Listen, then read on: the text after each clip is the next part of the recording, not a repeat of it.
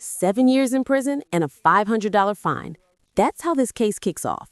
But wait, notice how the judge immediately mentions the state opposing deferred adjudication? That sets the tone. This isn't going to be a smooth plea deal.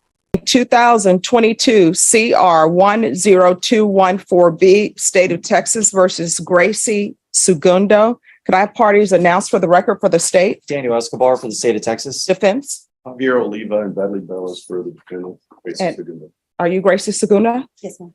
All right. According to the plea bargaining agreement, punishment is to be assessed at 7 years in the prison.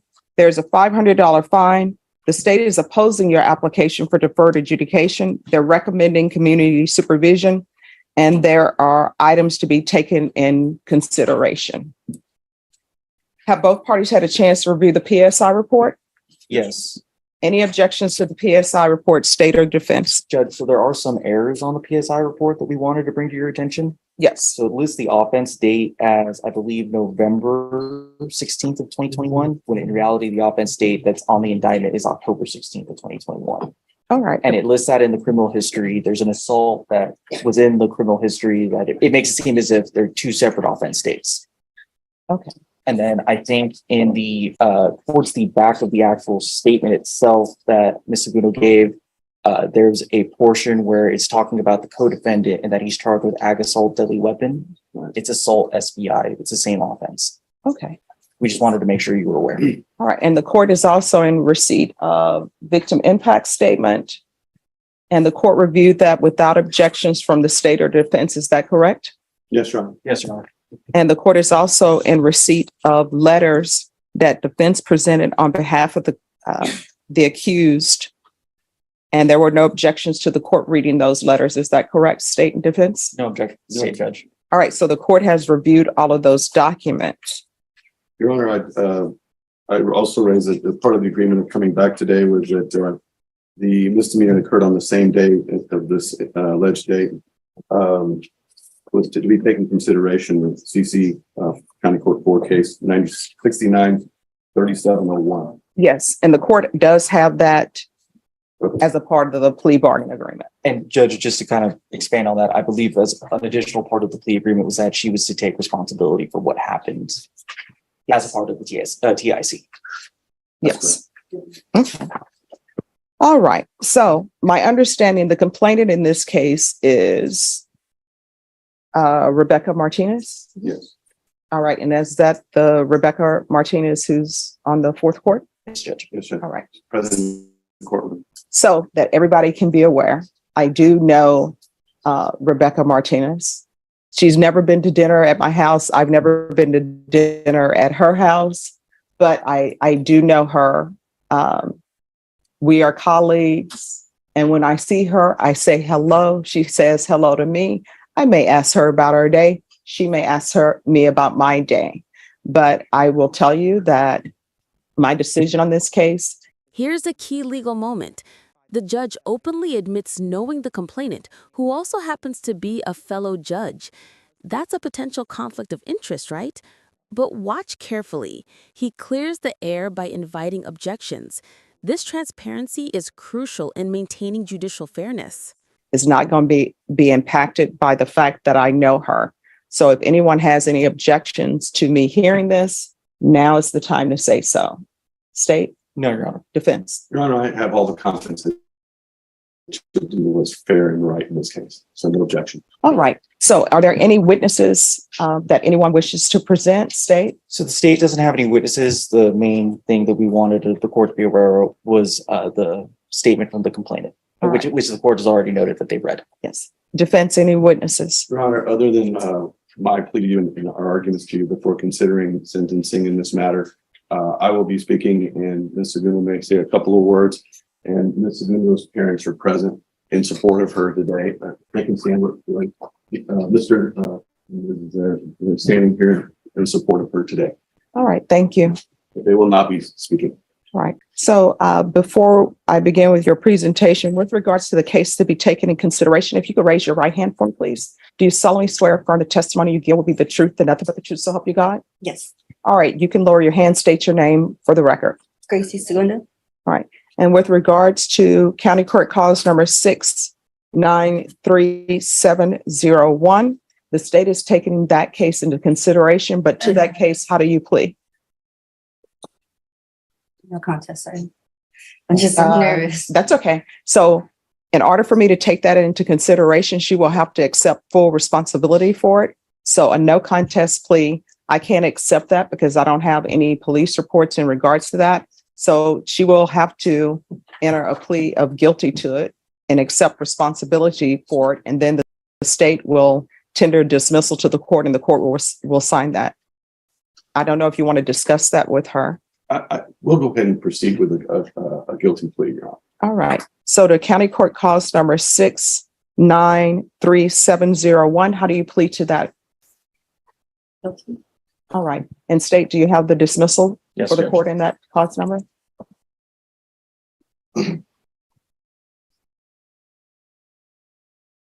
The prosecutor is laser focused on the victim's injuries, arguing against leniency.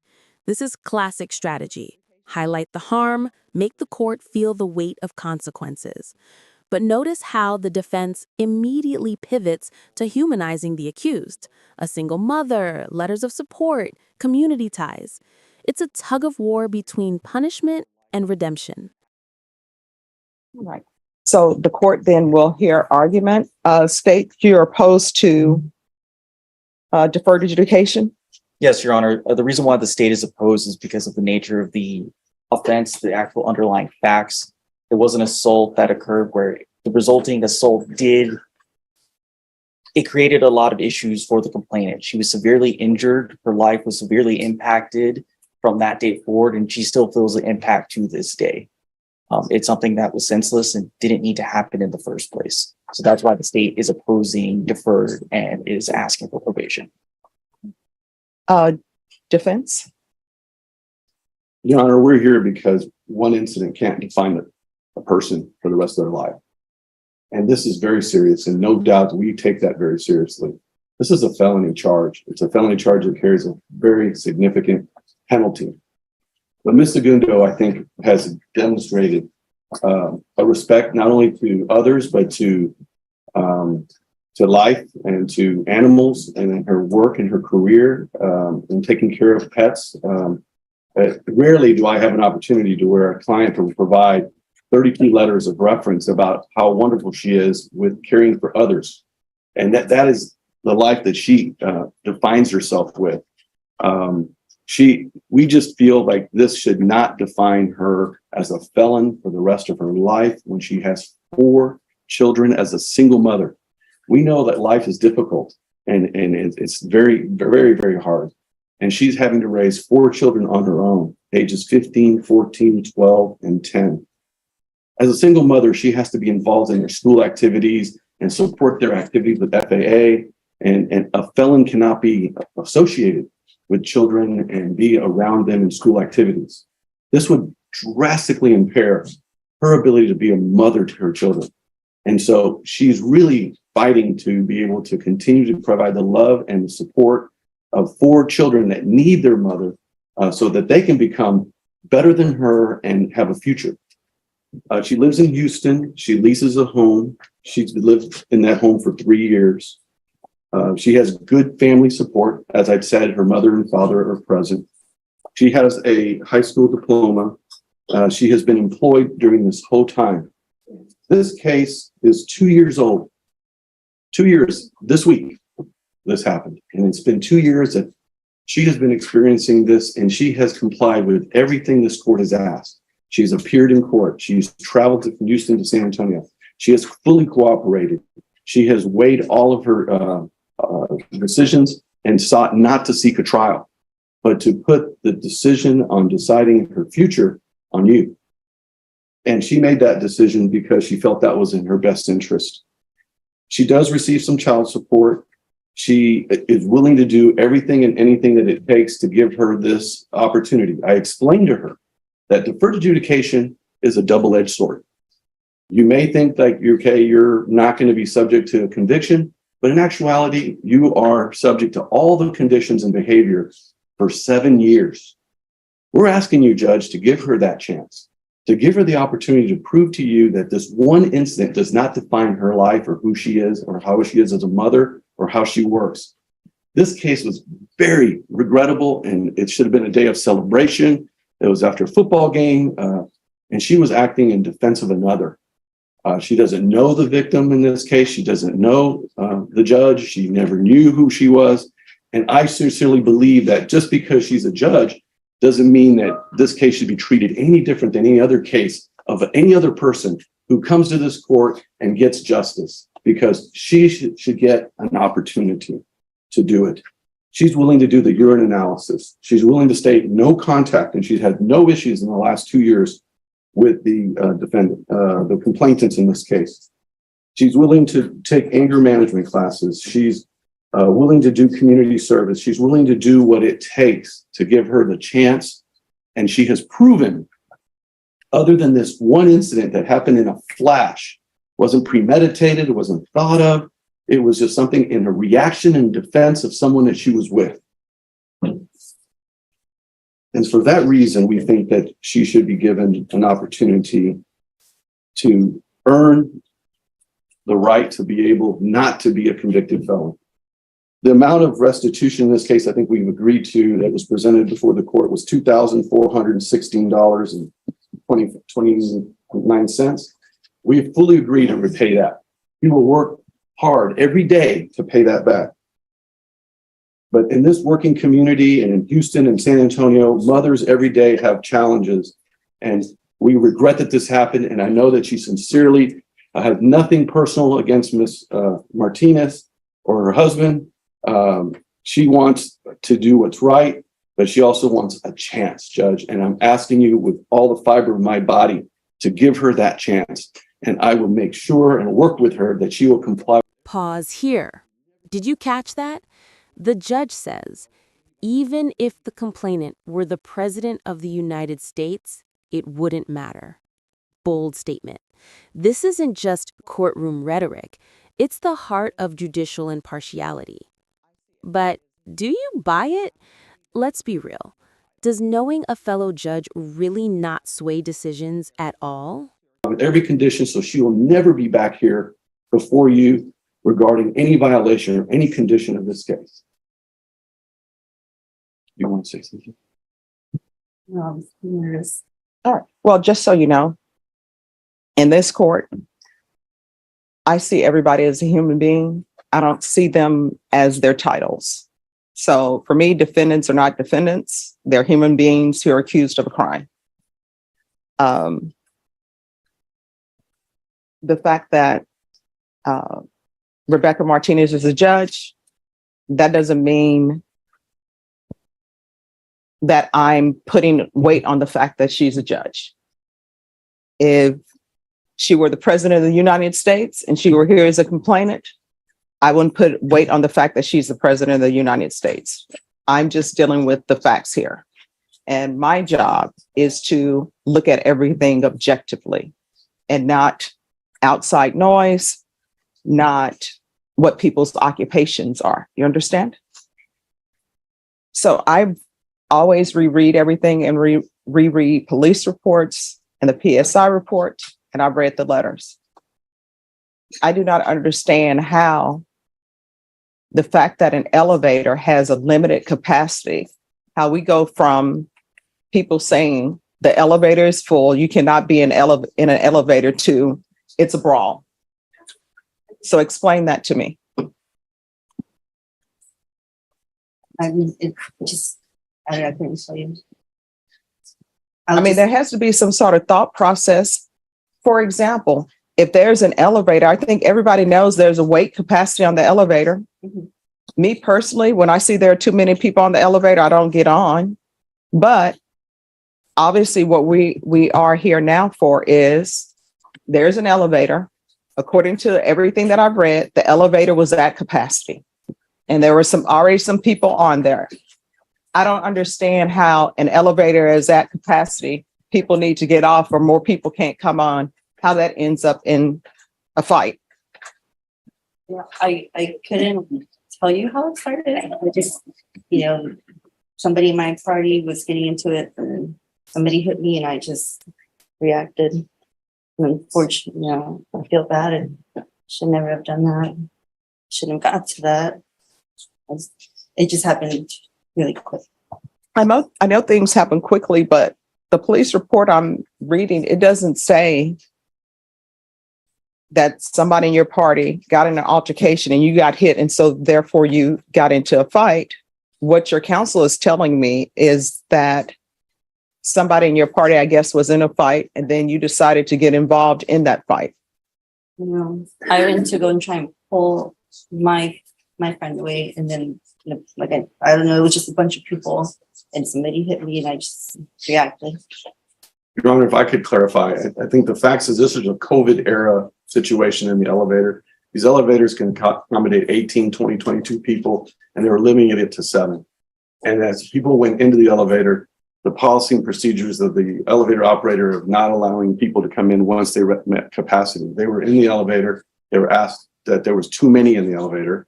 And then people had to decide who's getting off. And they asked who she was with, another man and another person, to get off the elevator. That person said, I want to talk to your supervisor. That individual entered into an altercation with the victim's husband that spilled out of the elevator onto the floor. She came in assistance to that man, and that's when she was hit, and that's when she struck the victim. That's stated in one of the reports here that was provided to you in the PSI. And she did not go in there to fight. She didn't go in there to look for someone to fight. She was trying to get someone off of her friend, and in the process of that was struck, and she injured Ms. Martinez. And so it's regrettable, Judge. There's no doubt about that. And this incident happened in a matter of seconds. And that's why we're here 2 years later doing that. And in addition to that, Judge, there is a civil suit in this case where the parties in this case are seeking $1 million in damages against my client. And so this case will not end today. It will continue in a civil matter with a lower burden of proof, where she will have to defend herself in a civil cause of action for money damages. And Judge, just to clarify from the state's end, I would disagree with the characterization of how the incident started. The party was already on the elevator. The complainant's party was already on the elevator. They were asked to not enter the elevator. They weren't kicked off the elevator. They were asked not to enter. They were in the elevator. And that's what started it. And I also have a copy of the lawsuit that was filed this week before the sentencing, where they're seeking $1 million damages in civil lawsuit right here. You want to see it, Judge? It's public record. I would object just because relevance. It's a lawsuit and filed in the city court. That's a copy from the courthouse. All right. Unless there are some facts that are listed in the It pleads the lawsuit. whole case, Your Honor. Exactly what you're talking about is pled in the civil suit. I mean, if that document has facts that somebody has, alleged facts that somebody has presented, that's a different rendition from what's in here, then the court will. It does not, Judge. All right. So, Just to let you know, there is a civil suit. all right, then the objection will be sustained. All right. Anything else from either side? No, Your Honor. No. All right. I've read your letters that were presented, and it appears that, other than this one incident, you're a great person. But sometimes not sometimes, always sentencing has to do with punishment, rehabilitation, and basically whether or not someone should go to prison or not go to prison. These are all things I have to think about. You understand? And so I have to weigh certain things. And the things that I'm weighing are the fact that there were people in the elevator and you were asked not to get on the elevator. Is that correct or is that not correct? You were on the elevator. Your Honor, the elevator's doors open. They entered into the elevator and they were asked, there were too many in the elevator, and the elevator operator asked people to voluntarily get off. All right. So there were already people on the elevator. Then you got on the elevator and you were asked to get out. Us just walked in at once. All right. And And then you were asked to leave. then they said we need people to get on. All right. So why didn't you just get off the elevator? That's what I don't understand. You didn't decide that. Yeah. She didn't decide that. It was a person that she was with, Your Honor, who is a defendant in the case that's in another court. So my question is though, if there are too many people on the elevator, and let's say you get on the elevator, it's a group of you, the elevator is already filled. I'm assuming, and correct me if I'm wrong, people were on the elevator, they had not met their 7-person capacity. And then you and your group come on, and because of the number in your group, they've exceeded their 7-person capacity. And then they're saying, you all need to get off the elevator and wait. Why not just get off the elevator? That's what I don't understand. Even if you're with somebody in your party who says, I'm not getting off the elevator, why didn't you just get off and I'll wait for the next elevator? I'll take the stairs. I don't understand. We had already gotten off at 2:04, so we said like we've been waiting, but we didn't want to be the ones to get out. And was alcohol involved, or people just don't want to take It the was after a stairs? football game, Judge. Estate, does anybody want to? I know the complainants are here. Do they want to No, say anything to the court? no, Your Honor. Okay. Oh, Your Honor, may I have one moment? Yes. Your Honor, I'm going to call case question. Okay. Your Honor, he's not a victim in this case. Why would he come to? I mean, we'll see what he has to say. I don't know if he's a relevant witness or not, but if he were present at the scene. You know, I would think that the person involved is the one who's, in this case, is the one that would need to address it. He's had his day in court. He has spoken before the court. I don't see why he needs to speak in this case at sentencing. All right. You can call your witness. State calls David Martinez.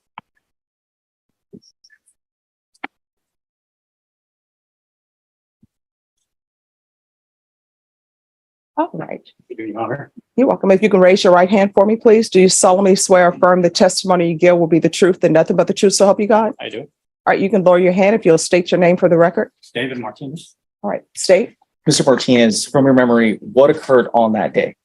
On that day, we were in line to get into the elevator. The capacity of the elevator, of course, as I mentioned, was 18. But because of the COVID era, there was an elevator attendant there. She said only 8 could be allowed in. We were 3 couples and 2 children, which were a total of 8. As we walked in, we were already in the elevator.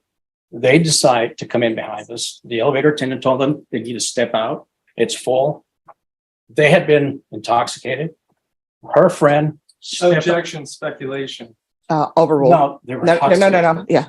Here's the thing. You cannot address the attorneys. Once an objection is, no problem. Once the objection is raised, just stop speaking. I'll make a ruling on the objection. And then I'll let you know if you can continue or not, if you have a question about that. That objection will be overruled. He came in, stood at the door, prevented the door from closing. Began to. Objection, Your Honor. I just asked for clarification from the ones. I don't know who he is. Which he are you speaking about, sir? Her partner. There was 2 gentlemen, which was the initial one that started arguing with us, and her partner that she was mentioning that walked in, and they were not. We were already in the elevator already when they decided to block the door from closing. Can't recall the individual's name, but it was a younger gentleman that was with her. He proceeded to argue with the elevator attendant about, letting them in or not, that it was BS, that they cannot be let in because there was a lot of room. And she told him they had to leave. He continued to argue with her, and he said that he wanted to talk to her supervisor. And she says, if that's the case, she shut off the elevator. And that's when words were back and forth. They continued berating us. She was cussing like a sailor, as well as the other ones. We kept quiet, and they started again arguing with us. We stayed in there. The kids were already getting terrified with what was going on. They started crying, and they continued with their vulgar language. And I just told them one time, that's it. F you. The gentleman that was with him got upset. He literally, from the outside, ran into the elevator, knocked us all over, and assaulted all of us in there. I grabbed him and I pushed him out. It was not the individual that she says was in there. It was the other individual that was with him that probably hosted them to the game. And he and I went outside. And after that, what? From there, sir, is that where everything happened? Correct. Pass it with this judge. Any questions? Mr. Martinez, I'll just start right from leaving the elevator. So by the time that you set foot out of the elevator, you're in the middle of a physical altercation, is I that right? was, yes, while I was on the ground. Okay. How much were you able to perceive about what was happening around you while you were in the middle of that? Well, I altercation? was on the If you ground. let me finish. All right, it's, One I'm gonna talk. So my question was, how much were you able to perceive about what was going on around you during the middle of that physical altercation? And I was not able to see when I was in the ground what was taking place after that. Okay, and we can agree that the incident in question, the basis of this criminal case here today, is something that happened during the middle of your physical altercation, right? While I was on the ground, yes, and then afterward, I did get up and partially saw my wife on the ground with a bloody nose. She was in a daze, and I asked her what happened, and I told her that she got hit. She said, "Yeah, I got hit multiple times." And I said, "Well, why didn't you defend yourself?" She says, "I couldn't because I was being held down." Can you say for certainty whether or not Mrs. Segundo was acting in defense of another whenever she got involved in this incident? I'm going to object to relevance. All right, that'll be overruled. You can answer the question if you know. I can't say that, but I can't answer. Oh, and I understand, Mr. Martinez, the want for justice on behalf of the injuries for your wife. I just want to make sure that we're also serving justice here for Mrs. Absolutely. Segundo today based on her amount of involvement in this incident. And There was so- no, go ahead. I'm sorry. Go ahead, please. Finish. No, there was only two other parties involved, three parties, and the individual who was with me had already left. But it was only her left with her friend. And there was nobody else around. There was people watching, nobody was getting involved, but they were the only ones actively, physically getting involved. But, and I know we started this conversation based off what's happening when you're leaving the elevator. Prior to the altercation and leaving the elevator, would you say that in any way Mrs. Segundo was the instigator who was trying to start this situation? I have no further questions. All right, any other questions? Nothing from the state judge. All right, thank you. This is sir. All right, any other witnesses? No, Your Honor. All right, the court will hear final argument if there is any. Your Honor, I think it's clear that Ms. Segundo did not start this incident, that her actions occurred outside the elevator as a result of defending another person. She doesn't deny that she struck Ms. Martinez, but this was a situation where she was struck as well. And we believe that this one incident that wasn't premeditated, it wasn't started or caused by her. It reminds me of a penalty, and another individual comes in their aid, and then another flag comes up for a penalty, and they both get penalties. And most cases in sports, that's offsetting. And I think in this case, at looking at the situation, looking at history since that day, that I think it would be fair to give this single mother a chance to continue her life and being a mother and working at her employment. So not to have this crash down on her with her children, with her workplace. We can't promise that she will keep her job upon this conviction. We cannot promise that she can be able to parent her children and be the primary caretaker of her children as a result of this conviction. But we can promise that if she is given a chance, she will do everything in her power to remain on probation for 7 years, to do what's right, so not to be considered a felon in a situation that she wished never had happened. There's no ill will here. There is no desire on her part to do anything but to move on with her life and pay what's owed, the $2,500, and do what it takes to win your trust. So we're asking, Judge, that deferred adjudication be given to this woman so that she can continue to do her life and do good for her children and her work and her community. State, any final arguments? Your Honor, the concern from the state here is, again, the facts of the case. It's that, yes, she wasn't the instigator, but she chose to take it to this level. It was her choice to take this out on the complainant. It was her choice to get involved against the complainant and to not show restraint. It's the issue that this all started over something very trivial, that if just a little bit of patience, this would have all passed over. That moment that she decided to act how she did has affected the complainant from that day until today. And it's going to affect her past this. That's why the state is asking for probation on this case and for you to not grant her deferred adjudication. All right. So what is the amount of restitution and who is the restitution to? It's to Rebecca Martinez and $2,416.29. Wait, 2,400? $16.29. And also in the plea bargain agreement, it says restitution to, Jeanette Rojas. yes. Your Honor, so we haven't gotten any medical or billing from there. We would ask restitution to be determined on that amount. All right. So with regards to the restitution to Jeanette Riojas, if there's a restitution amount that's submitted to the court and you all have objections to it, we can have a restitution hearing. Thank you. And I'll just write in that there's to be a restitution hearing as it relates to Jeanette Riojas.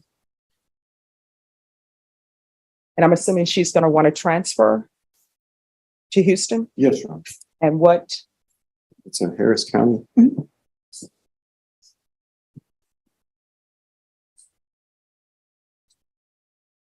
All right, Ms. Segunda, I've listened to all arguments. I want you to know I paid very close attention to the arguments that were presented, to the witnesses, and to all of the documents that the court reviewed. I realize that sometimes when things happen, it's just a Snapchat or somebody's life, right?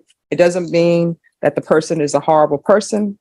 And I'm sure if people could go back and change things, sometimes people are serious when they say, if I could go back and change things, I would. Maybe I never would have went to the game. I would have just let the elevator went. I would have taken the stairs. I understand that. But we can't turn back the hands of time, right? And the problem in this case, and one of the things that I'm looking at is the fact that the complainant has serious injuries.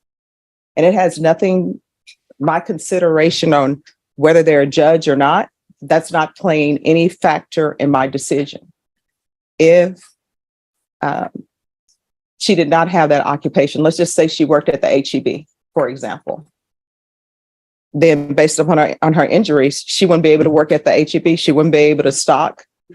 She wouldn't be able to stand and be a cashier. I don't know what they would have her doing at the HEB. You understand? So her injuries are very serious injuries. And I've read the report that was given to me about her injuries. And I've read the PSI report and I've read the police reports again in this case, because I always like to review things. So I understand that you're very sorry for what happened, but sometimes, yeah, it's great that you're sorry. It's great that you've internalized things, but there is still some punishment associated with it. And I understand that sometimes when people have felony convictions, they say, well, now I can't do this. I can't do that. I can't do this. But then when you look at the complainant has some lifelong issues. And that's the report that I was given and that your attorney has read.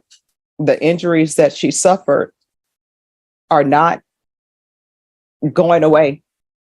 And from the report I read, it sounds like they're never going away. She's always going to have those injuries. And I think you know that when people have broken bones, there's a change in the weather, their bones ache.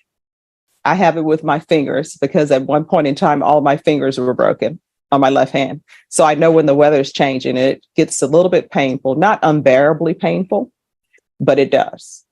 So those are a whole host of things that happens when somebody suffers the injuries that she suffered.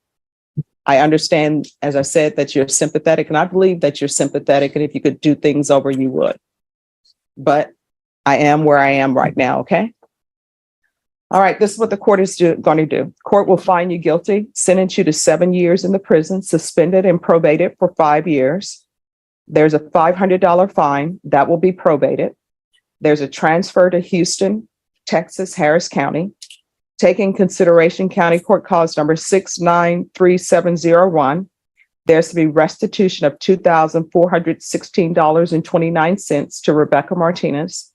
There's to be no contact with Rebecca Martinez or Jeanette Riojas. Proof of employment within 45 days. There's to be no employment as a home health care provider with minors. 100 hours of community service restitution. That'll be waived once you complete parenting classes. There's to be regular reporting by Zoom or in person, regular UAs, and restitution hearing as it relates to Jeanette Riojas. I don't see this as an anger management situation. I see this as an aberration. I think she doesn't need anger management classes. So is there anyone going to object to me not giving her anger management classes? The state won't object, Judge. All right. Probation, is there anything else she needs? No, Your Honor. Is there anything else you need from the court to be successful? All right. I'm going to show you what's entitled Trial Court Certification of Defendant's Rights to Appeal. Did you review that with your attorney? Did you understand it? And did you sign it? Yeah. All right. Because this is a plea bargaining agreement, because I followed your plea bargaining agreement, and because you waive your right to appeal, you do not have the court's permission to appeal. Because this is a felony conviction, you're not allowed to own or possess any weapons or ammunition. If you have a question of what a weapon or ammunition is, you'll need to speak to an attorney. Do you understand? Sure. All right, we can go off the record. So what I've learned in my time on the planet, it's just best when somebody says, oh, you can't do that, and you want to argue about it, pick another day to argue about it. You understand? All right, good luck to you. Thank you.